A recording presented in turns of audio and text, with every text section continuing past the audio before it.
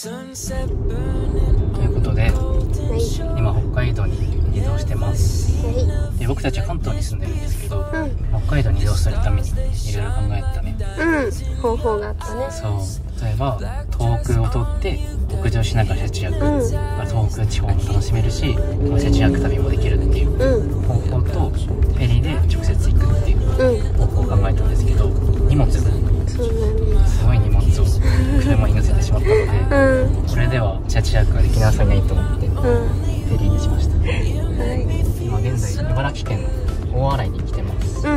ここから夜のフェリーに乗って、次の日のお昼に着くフェリーに今から乗ります。半日以上乗るのかな。そうだね、約18時間ぐらいかな。ね、久しぶりのフェリーだね。ねえ、この旅ででもフェリー結構乗ってきたからな。そうだね、いっぱい乗ったね。まだ本当に住むのかっていう実感が半分ぐらいしか湧いてないね。なんか今から旅をしに行く感覚で北海道に行くので、そうだね。でもちょっと寂しいね、離れる。そうだね、離れるのすごい寂しいね。もう今までその旅中はこれで4回目かな、フェリー乗るの。そう、何気に乗ってたんだよね。最初は九州に乗るフェリーで、でその時は本当にもう旅のワクワク感というか、そう、東京九州フェリーがすごい思い出深い。そうだね。でその次が新潟から北海道に行ったり、でその時は北海道に行くっていうワクワク感。そうだね。で3回目が北海道から大洗に帰ってきた。帰ってきたフェリー。その時はなんか安心感というかね、また全然違う気持ちばっかりだね。そうで、今回が北海道行くフェリーっていう、どんな、なんかちょっと気持ちがね、そう、もう移住しに行くんだよね。ね、不思議な気分。すごい。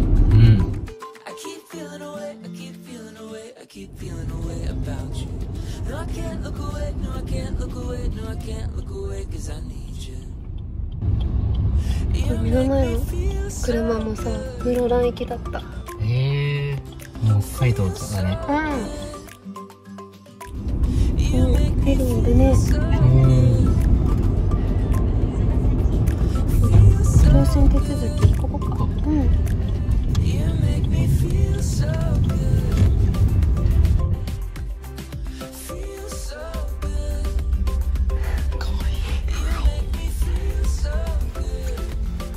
じゃあうちも番犬よろしくね。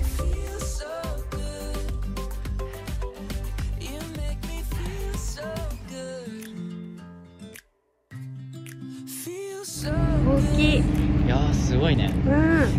サンフラワー、フラノ。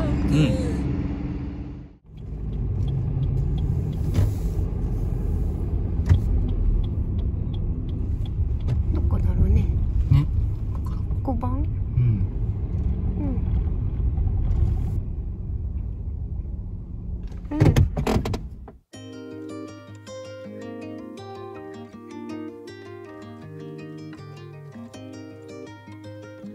私はここから乗るんだよね。そうだね。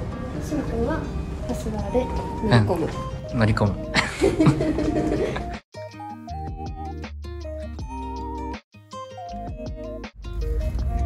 先行ってるね。行ってらっしゃい。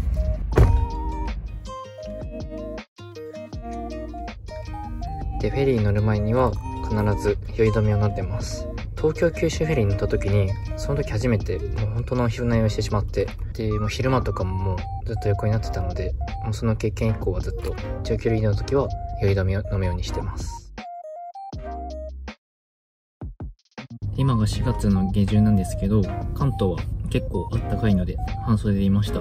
で、先週まで沖縄にいたのでもうあったかい気持ちなんですけど、北海道に着いたら今日は6度、最高気温が。で、朝晩はマイナス1度みたいなので、一応ヒートテックとか、あともう上着もね、用意してるので、気温の変化に気をつけながら行きたいと思います。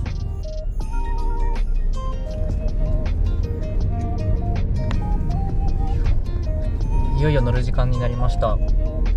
で、乗るときは運転手が僕だけなんですけど、やっぱりこの乗る瞬間がね、すごく冒険のような入り口感があってとても好きです。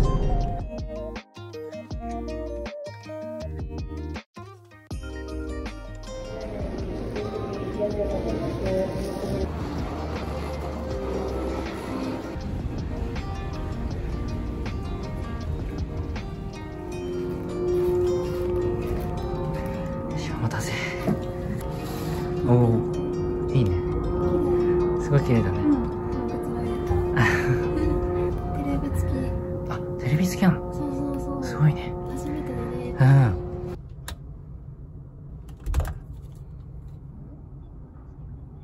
着いた。で、うん。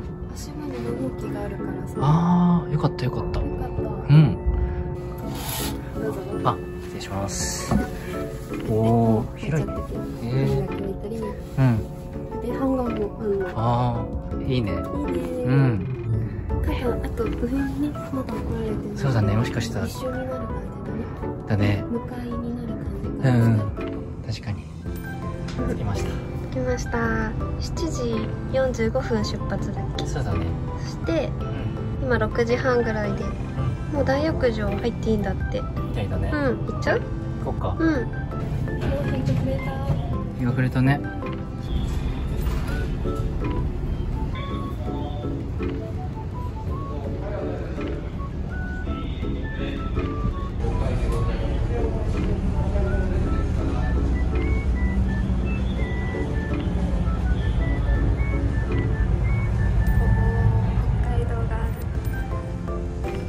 夜ご飯いただきます。いただきます。しんくんのお母さんがたけのこはおかずを持たせてくれました。ありがとうございます。うちの実家から飲み物とか。うん。ありがとうございます。嬉しかった。嬉しい。いただきます。よし、いただきます。あ、ちょうどフェリーも出発した。そうだね。あ、離れるんだ。結構傾いてる。波が強いみたい今日。言ってたね。明日から北海道での定住生活が始まるね。なんか久々だなって感じするな。そう。家で生活するの。確かに。自分たちのね。そうそうそう。ずっと車で暮らしてたからさ、すごい新鮮な気持ちというか、楽しみだった。楽しみだよ。北海道に定住するために物件をね探したりしたんだけど、それは結構大変だったね。で、簡単にどうやってさ、配住先を見つけたりしたかっていうところをお伝えできればと思います。物件自体をスーモで探しました。まずもう場所を一応ここって決めて探したよね。そうそうそう。絞った方がいいと思った。絞ったね。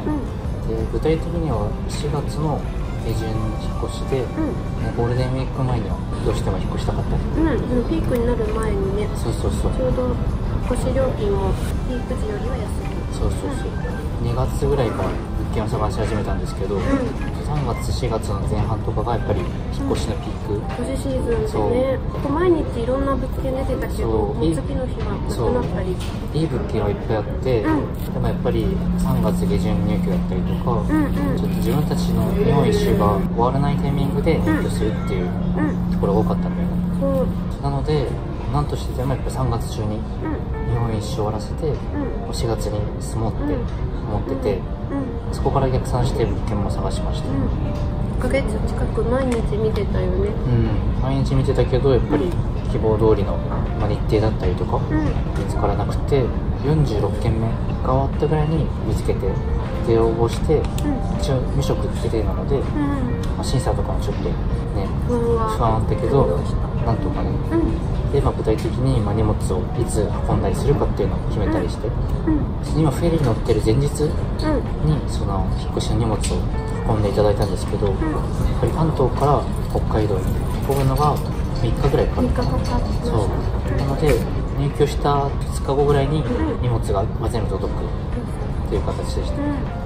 関東から北海道行きに行ける業者さんって結構限られてるので、結構もうその時点で絞られたから、そこから自分の希望の料金のところを見つけたらいいんだよね。そうそうそうそう。かなり荷物も減らして厳選してきました。そうだね。この生活でやっぱりもう必要なものっていうのは最低限のものを知ったからね。一応これからキッチンとかもあったりするので、多少ねお皿が増えたりとか、テーブルが増えたりとかもするんですけど、なんかテレビもね今回は持っていかずに、テレビなしで、オンラインの TVer とかそういったので見れるっていうのが分かったので。物件が通ったコツは？そうだね。でもタイミングだと思います。タイミングだったね。ちょうど第一希望で、物件を一番手で希望できたのが結構大きかったよね、多分。物件が掲載されて、もうすぐに電話をしに、結局その内覧っていうのが北海道まで行くのが大変だったので、できなかったので、基本電話の応対だけで済ませたんですけど、丁寧に電話応対をして、こうね、しゅんくんが何度も何度も話をねしてくれたから、こまめにやり取りしたっていうのが良かったのかなと思います。そうだと思う。ここに住みたいですってすごい気持ちが前に出てたと思う。そうだね。関東から北海道に移住するっていうのは、その相手側からしたらすごい珍しいことみたいで、大家さんとかが、なぜ移住したいのかっていうところだったりとか、そういったところもねちゃんと話せるようにしていたので、そこも良かったかなって思います。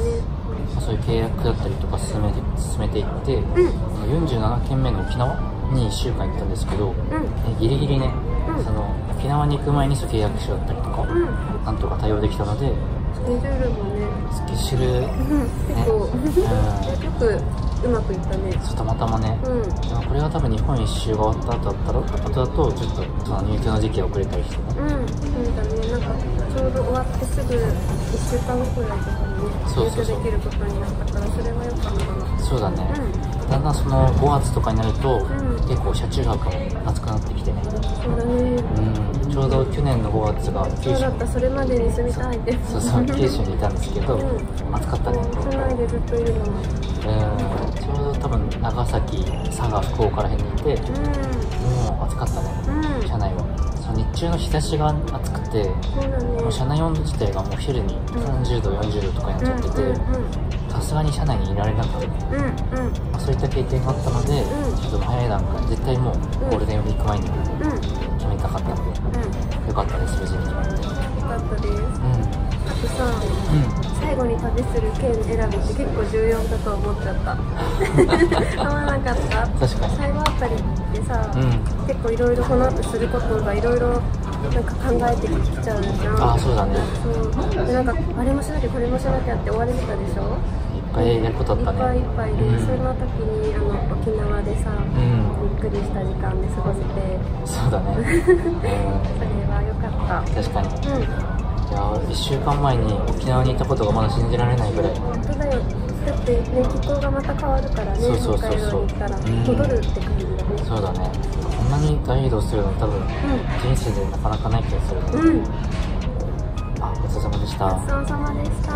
美味しかった。本当にお母さんのご飯大好き。ね、美味しいね。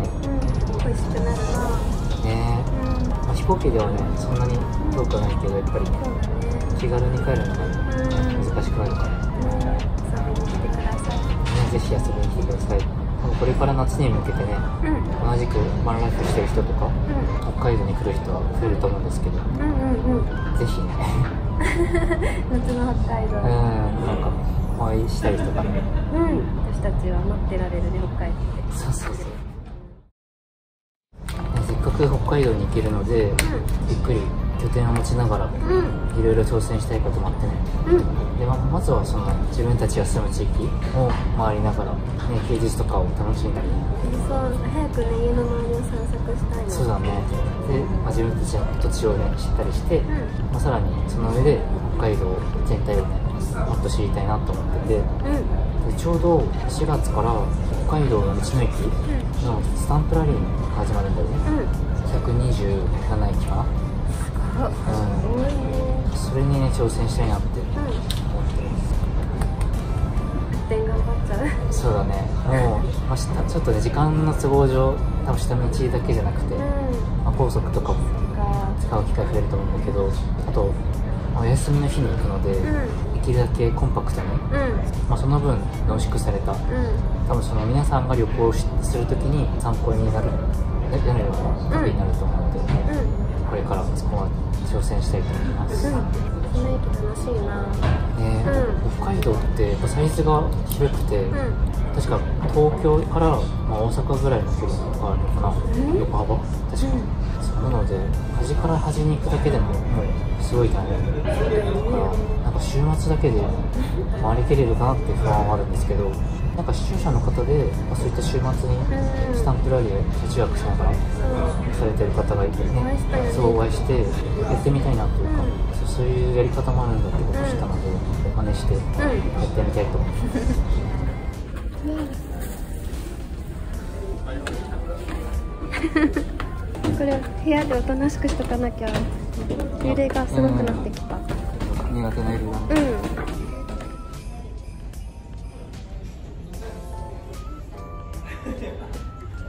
記念に押すね。乗船記念本。はい、しんくんの本。それなんだっけ？これなんか SNS で話題になってるやつで、ちょっと怖い。そう、しんくんにさ見せられたけど怖かった。でも面白いとは思った。YouTube で見れます。なんだっけ？うけつさん。ちょっとホラーな感じだよね。ちょっと怖い。